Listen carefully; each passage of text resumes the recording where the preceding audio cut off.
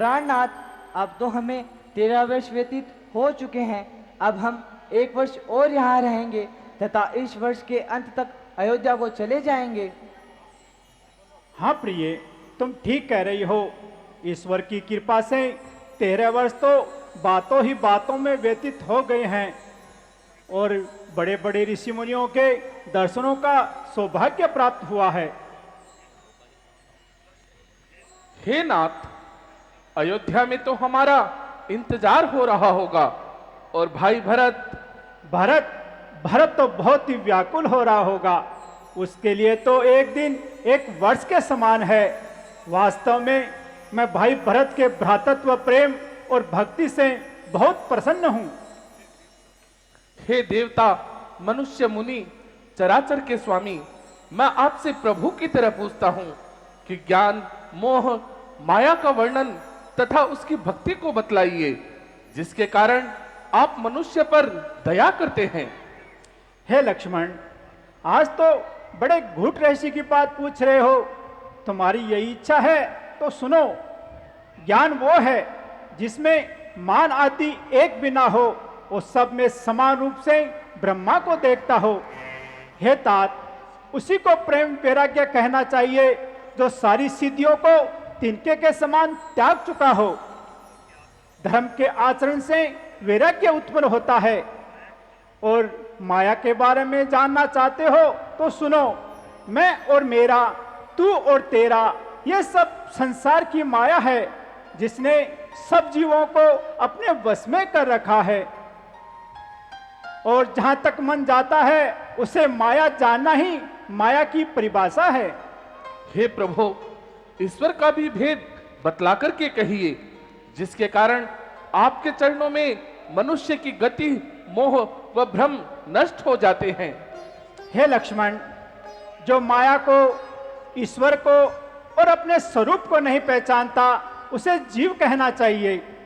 मोक्ष देने वाला तो सबसे परे है और माया की प्रेरक भक्ति है जो भक्तों को सुख देने वाली है। वही भक्ति स्वतंत्रता पूर्वक करनी चाहिए। हे तात, मेरी भक्ति अनुपम और सुख की मूल है। वह तभी मिलती है जब मनुष्य प्रसन्न रूप से भक्ति करता है। और इसका सुगम उपाय यही है कि मनुष्य को पहले तो ईश्वर के चरणों में प्रेम हो, मन, वचन और कर्म से भजन करने का नियम हो। जो मुझको ही सब कुछ माता, पिता, भाई, गुरु, पति आदि जाने और वेदों की रीति के अनुसार अपने अपने कर्मों में लगा रहे, इस प्रकार की भक्ति से मैं अति प्रेम करता हूं। हे प्रभु, आज तो आपने मोक्ष का रास्ता ही बतला दिया। मैं अयोध्या में चलकर इसका प्रचार प्रसार करूंगा।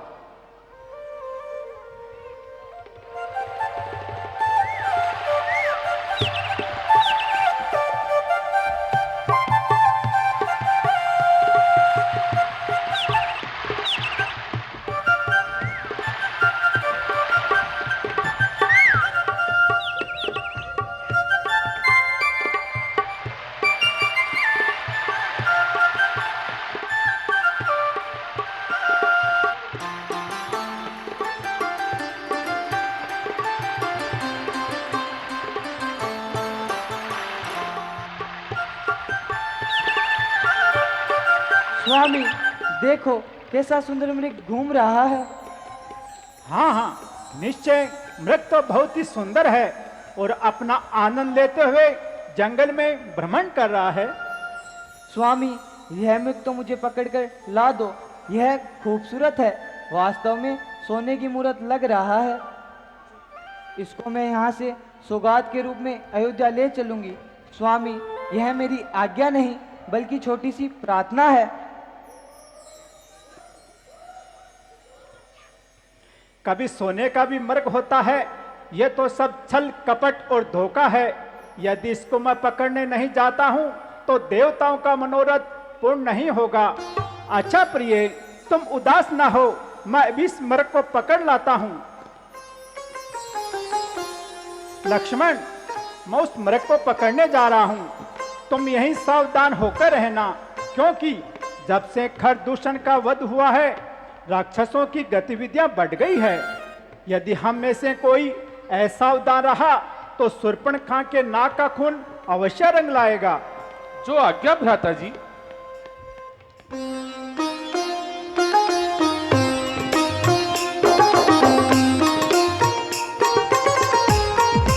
हाय लक्ष्मण, हाय सीते, मार डाला, बचाओ। है लक्ष्मण, ये कैसी आवाज आ रही है? हाँ, सुनता हूं माता जी। किसी ने मेरा नाम लेकर मुझे आवाज लगाई है। किसी ने क्या? तुम्हारे भाई ने ही तो आवाज लगाई है। नहीं नहीं माता जी, यह उनकी आवाज नहीं हो सकती। कोई राक्षस मैदान खाली करवाने के लिए हमें धोखा देना चाहता है। नहीं नहीं लक्ष्मण, तुम जल्द जाओ और देखो उन पर क्या संकट आन पड़ा है। हे लक्ष्मण, तुम जल्द जाओ, भ्राता तुम्हें बुला रहे। भाई के थके हुए बाजू भाई की बाट निहार रहे। भगवान ना जाने मेरे सुख कितने कष्टों के मुख में है। देवर इसमें संदेह नहीं, प्राणेश हमारे संकट में है। संकट?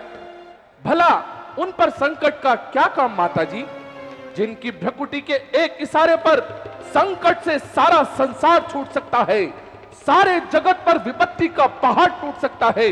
भला उन पर संकट का क्या काम माता जी? अरे आज तू ये कैसी बातें कर रहा है? भाई को विपत्ति में फंसा देखकर क्या तेरा मन व्याकुल नहीं होता? ऐसे समय में उनकी रक्षा का ध्यान नहीं आता? हे माता जी, उनकी रक्षा का ध्यान और मैं करूं?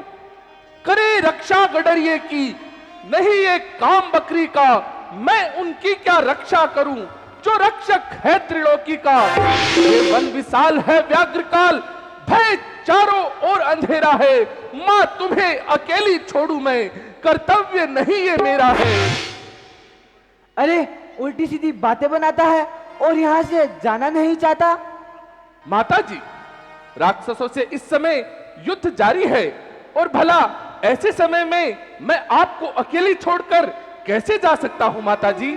और फिर चला भी गया तो वहां उन्हें क्या मुख दिखलाऊंगा माता जी? अरे मुंह क्या खाक दिखाएगा? मैंने तेरे मन के भाव जान लिए हैं। कहीं तूने पाप का निश्चय तो नहीं किया? मेरी तुम चिंता ना करो, रक्षक अंतर्यामी मेरे। तुम जाओ वहीं चले जाओ जहां गए स्वामी मेरे। समझ गई मैं, जान गई, मतलब का भाई चारा है। अवध छोड़ जो आए हो, कुछ मतलब और तुम्हारा है? हे माता जी, आज मैं ये क्या सुन रहा हूं? क्या मेरे कर्म और वाणी से कोई अनुचित संकेत हुआ है? कहीं मेरी चेष्टा कलंकित तो नहीं हुई? 13 वर्ष इन्हीं वनों में बीत जाने के बाद, आज मुद्दत के बाद ये शब्द आपकी जुबान पर कैसे आए माता जी? कहिए तो सही माता जी, ऐसा कौन सा चिन्ह मेरे मुख पर आपको नजर आता है? कहिए तो सही माता जी। आज तू निश्चय ही अपने भाई की विनाश की कामना करता है और इसी नीच विचार के कारण यहां से जाना नहीं चाहता और धर्म का सामना करता है। इस मिथ्या और निंदित आरोप के लिए माता माता का ही संबोधन काफी है। इस पर भी मुझे अपने आचार और विचार पर संपूर्ण अभिमान है। कामदेव भी जिसे स्वप्न में नहीं डिगा सकते। आंखें ये फूट जाए मेरी जो हो बदगुमान की, अरे फट जाए ये सर मेरा जो बने नीच ध्यान की। सौगंध है मुझे इस धनुष बाण की, दशरथ है मुझको राम और सुमित्रा है माता जानकी। कुछ पाप हो तो कोड चुए रोम रोम से, अरे वंचित रहे जुबा मेरी आजन्म ओम से। अरे मूर्ख पापी, तू बड़ा ही गहरा क्रूर है। माता माता कह के मुझे अपनी भार्य बना लेना चाहता है। ओह देव!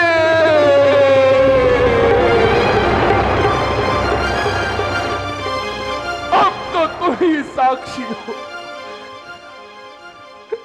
एक माता का अपने पुत्र के प्रति इतना अशुद्ध विचार, जो भाभी को जननी और भाई को पिता समझता हो, वो ऐसा कामी होगा कि माता कामी होगा। धिक्कार है मुझे जो अपनी भाभी को माता की दृष्टि से ना देखूं। ये सब छल कपट की बातें हैं लक्ष्मण। माता तुम मुझे समझते हो तो आज्ञा मानो माता की। मैं आज्ञा तुमको देती हूँ, जाओ शुद्धि लो अपने भ्राता की। भाव छुप सकता नहीं, अब कितनी ही तदबीर कर मैं ना मानूंगी है लक्ष्मण, चाहे रख दे कलेजा चीर कर। अरे पापी कुकर्मी, मैं तेरे हाथ कभी नहीं आऊंगी। तेरी इच्छा कभी पूरी नहीं होगी। मैं जहर पी लूंगी, पहाड़ से गिर जाऊंगी, मगर तुम्हारे हाथ कभी नहीं आऊंगी। क्यों न कहोगी कुकर्मी? किसी कवि ने सच ही कहा है, विनाश काले विपरीत बुद्धि। घड़ी आई है खोटी, अब करूं तो क्या करूं? घड़ी आई है खोटी, वो भी दो रस्तों से आई है। न जाने में भलाई है, न रहने में भलाई है। उधर जाना है नादानी, इधर रहना ढिठाई है। अरे गया तो जग हंसाई है, और रहा तो बेहयाई है। अच्छा माता, इतने वज्र प्रहार करने पर भी मैं आपके चरणों में पूज्य भाव रखता हूं और अपने भाई की आज्ञा का उल्लंघन करता हूं। परंतु याद रहे हैं माता, आप इस रेखा के बाहर कदापि ना आना।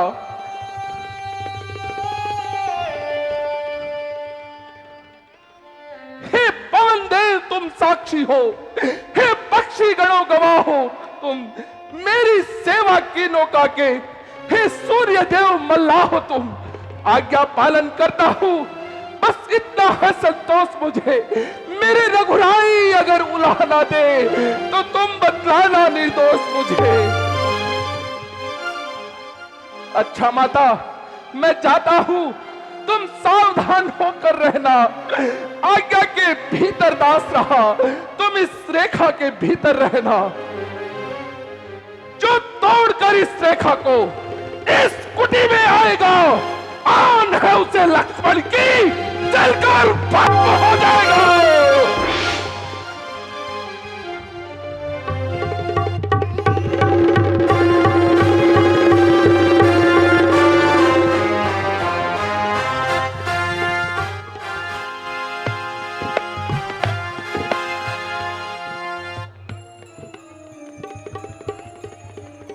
अलख निरंजन, अलख निरंजन, भिक्षाम देहि देवी। देवी भिक्षा दो। योगीराज आप कौन हैं? देवी मैं इसका क्या जवाब दूं? नारायण नारायण, तुम्हारे तो सवाल ही इस दुनिया से निराले हैं। आपका नाम, कोई रहने का स्थान? देवी भिक्षुओं का क्या निवास स्थान, जहां रात्रि हो जाए वहीं विश्राम। फिर यहाँ कैसे दर्शन दिए योगीराज? भिक्षा के लिए देवी, भिक्षा के लिए। अच्छा योगीराज, मैं भिक्षा लाती हूँ। देवी रुकिए, भिक्षा तो मैं बाद में लूंगा, पहले अपना नाम और निवास स्थान तो बतलाओ। योगीराज सीता मेरा नाम, मिथिलापुरी मेरा जन्म स्थान है। श्री रामचंद्र जी की अर्धांगिनी हूँ और महाराज जनक की दुलारी हूँ। पिता की आज्ञा से मेरे स्वामी 14 वर्ष के लिए वन में आए हैं। मैं और मेरे देवर उनकी सेवा के लिए उनके साथ आए हैं। देवी, बेशक तुम्हारी बातें निराली है और मन को हिला देने वाली हैं। तुम्हारी यह हालत देखकर मेरा मन पिघल रहा है देवी। तुम तो इस लायक थी कि किन्हीं राजा महाराजा के महलों को आबाद करती। महात्मन, आपकी जुबान से ऐसे शब्द शोभा नहीं देते। साधु होकर ऐसी बातें कहना आपके लिए शर्म की बात है। इन बातों से आपके साधु होने पर भी मुझे संदेह हो रहा है। देवी, क्या कहा? मेरे साधु होने पर भी संदेह है? जाओ देवी, तब यह साधु भिक्षा नहीं लेगा। नारायण नारायण नारायण नारायण। धैर्य योगीराज, भिक्षा तो लेते जाइए। हाँ हाँ देवी, अब ये व्यर्थ की बातें छोड़ो और जरा भिक्षा दो। नारायण नारायण। अलख निरंजन, अलख निरंजन।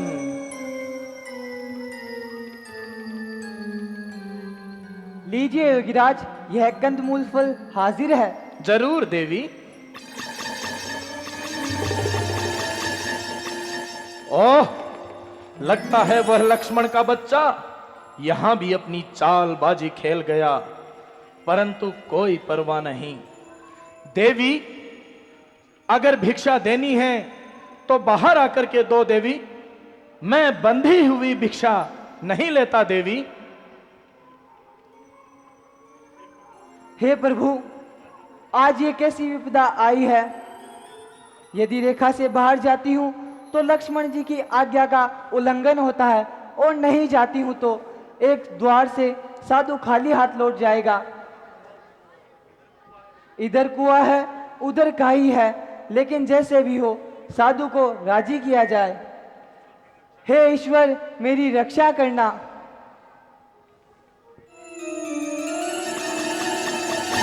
Ha ha ha!